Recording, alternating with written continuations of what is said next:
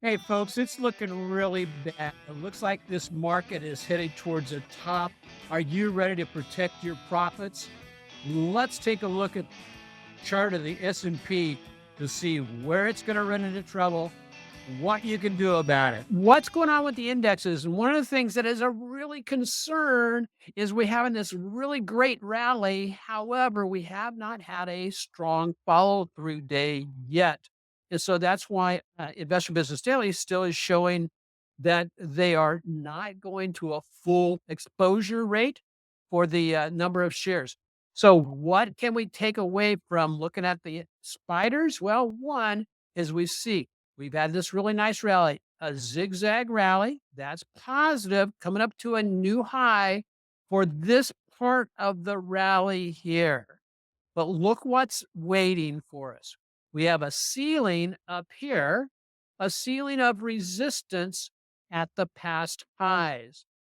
The candlestick on the spiders today, while it is not a reversal signal, we know that this level up here would be a likely place for price actions to stall out and then fall, at least to set up another zigzag. Or because there is weakness in this rally, would the spiders actually go into a more significant correction?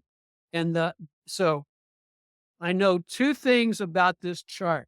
There's a high probability that if prices get up to this past level up here, that they will either slow down and pull back, or and if they prices pull back from where it is right now, there's a pretty good probability that when it gets down to these lines here, this moving average, that's the 8-day and or the 50-day, that's where it will slow down and bounce back up to the upside.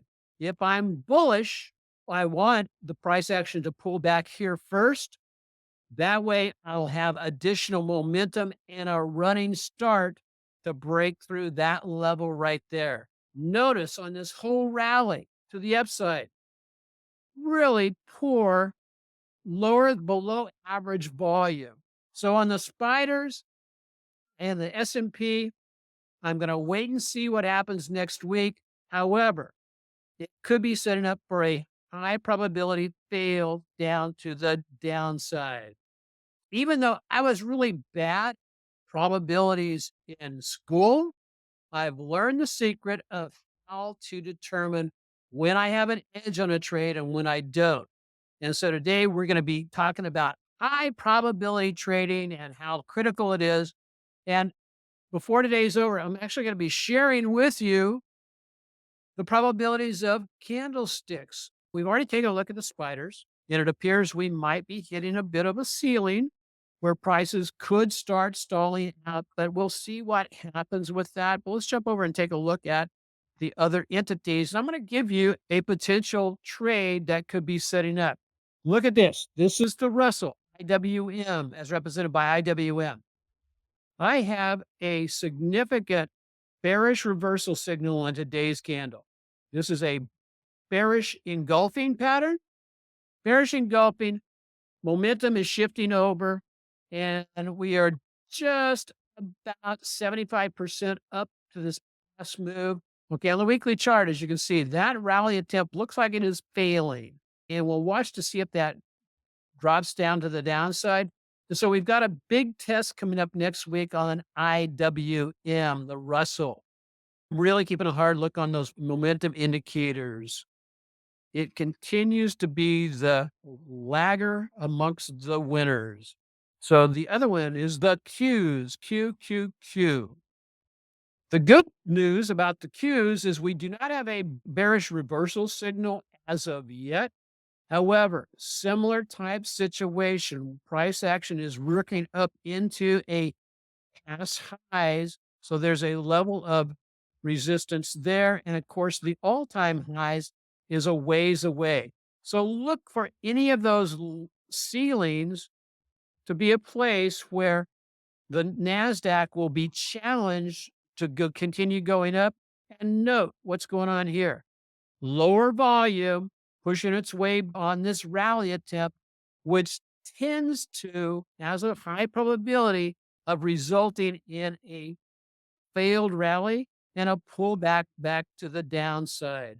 And before I ask Anil for his thoughts on this, I am going to share an entity you may, and this is a bonus, guys. Take a look at TZA.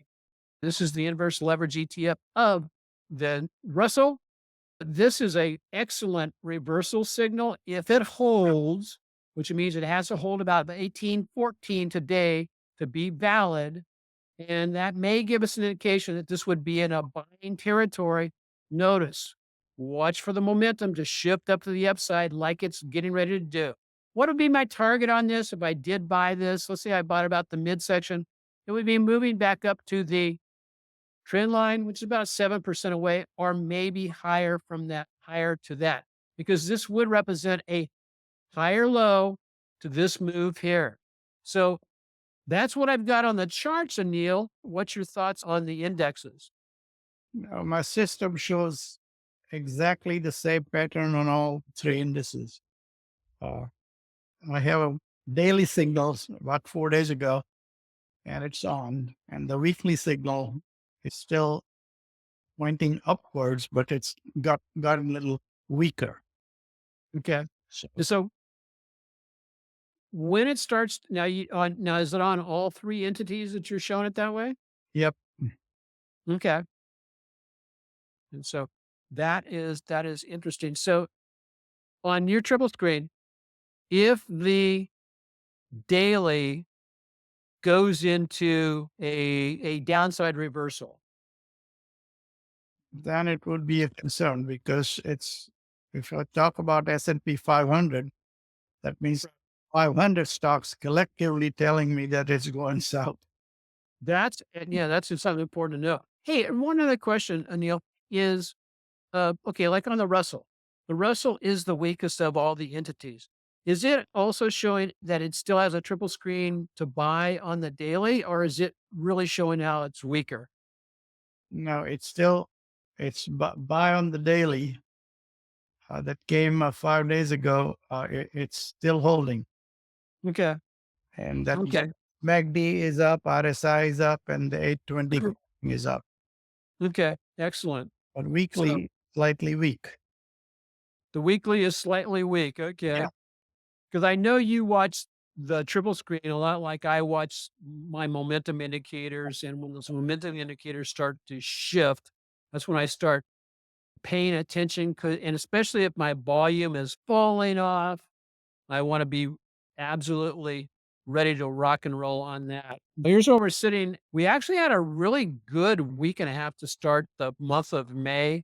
We're back accelerating, trying to get back on schedule. I don't push anything. I don't change anything about the way I'm doing it just because I'm a little bit behind schedule on my trajectory. I let my system work. And so I'm very pleased beating the S&P by a little bit over 4% right now. And that's what I typically measure against. As you can note, the Russell is still the bottom of the barrel. So with that, let's go ahead and move into our next session. And that is, well, actually, we're going to talk really quickly about the stocks we're looking at. High probability stocks. And today I'm going to show you a couple of high probability stocks, one with a high probability going up, the other with a high probability to go down. However, we're going to start with one of the picks that Anil has. And I really like this stock, Anil, and that is CrowdStrike. So what's the story here? Just to quickly, as you can see on your chart, on your weekly chart, it was nicely going up. Then it Yes. pulled back, and now it's turning back up. It's Okay. still in the base, and has very strong backtesting probabilities. So I Yeah. like it. And the thing to remember also is that because the market actually went into correction, that reset all the base counts, right? Yep. And so this is a stage one base, which is totally awesome. And so, and mine was ARM, similar type information here. As like I say, ARM looking good, weighed about $110. If I close above the 8 week, I'll look at that as being exceptionally positive. Next week, I'll be looking at this for the potential of taking a trade off of the 8-day moving average because it looks like it's a high probability that we're shifting back to move up to the upside. This is a significant mover because, like, from where it's at right now, back up to the past highs is about 34%. Next up, TSM. Now, TSM, this was your pick, Anil. You're getting what appears to be, at least, this is one heck of a nice looking double bottom, IBD double bottom type pattern. Yes, and again, it's stopped on the move today. Okay. Basically, kind of same story. The weekly signal has been on since November the 13th, and it pulled back and coming back up, and that's the reason now the daily says, "Hey, let's pick it up." So we have a daily signal, but Okay. Awesome. and the back testing fundamentals are great. Batting average 50%, and again, risk reward 5.3, which is great. That is, yes, that's excellent. Yeah, I'm liking this one, Anil. You could almost buy this approximately where it's at. It would probably do a little bit of a shakeout here, but we're getting a nice breakout. So I like TSM. Looks really good. Nice volume pickup on the breakout. Now, you have to recognize that not all stocks have a high probability going up. Some of them have a higher probability of going down. So I'm going to go pick on Tesla, my old friend.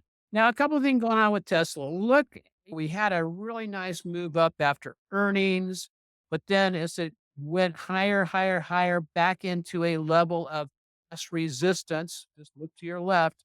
That was right there. Now we're selling on. Interesting that the volume is also slowing down on this sell-off. So I think there's a higher probability of Tesla to continue down. The news on Tesla is all bad. One thing, once you get below the moving averages, it's below the 200, below the 50, below the 8, that increases the probability you're going to continue to fall. So the high probability on this one is to head to the downside. Where might it turn around? Let's see if it comes down where it broke structure here. It may turn around right when it gets down against the downtrending line here to kiss the trend goodbye to bounce to the upside. That's one of the things that could happen. If it breaks that, stand by for a further drop down to the past lows and lower as we see here. Because I've got a target down here at 101.81. That's a technical target. We'll see if Tesla gets there over the next little bit. But it's definitely a time. If you bought Tesla on the way up, it's a good time to protect your profits or minimize your losses. And so that's what I've got going with Tesla. Anil? Yeah, Tesla had a buy signal, I think, around earning, and it really popped. Yeah. But since then, it's coming down, and it looks like today it has crossed the 50-day line. And I think Gosh. that buy signal is going to go away pretty soon, looks like.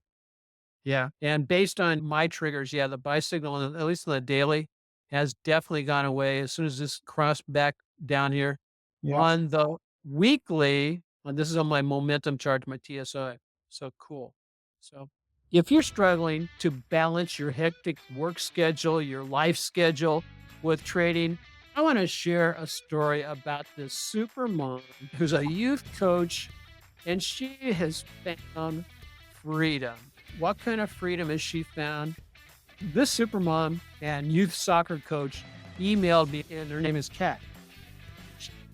She loved the book because by practicing the strategies and setups in the book, she was able to set herself free to do more of what she loves, which is coaching soccer and being a mom, being a wife, and that type of stuff. And it set her free and to be able to do that. Maybe I should have named the book The Busy Person's Guide to Successful Trader, because that's what it's looking like it has been for many people who have watched it. I'll put a link down in the description of how you can get a hold of it. And there's a whole bunch of bonus tools that will actually help simplify your trading that go with it. And it's also in audio right now. Remember, all materials presented are for training purposes. Traders should paper trade any new method prior to the risk of their own personal capital. Past performance is not indicative, an indication of promised or future